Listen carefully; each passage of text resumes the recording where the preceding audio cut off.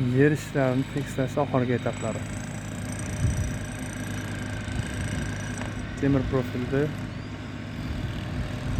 tortib ustini har xil mayda izlarni yo'qotish uchun tekislab chiqadi. Gazni yoqishdan oldingi holatda yer tekislash.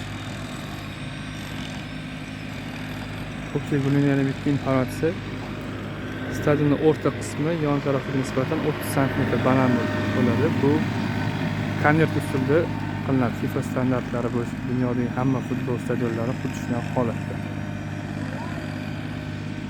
Aslida tepadan qaraganingizda tekis bo'lib ko'rinadi. Stadion o'rtasidan qaraganingizda bilinadi. Ikkita yon tarafga skat bor.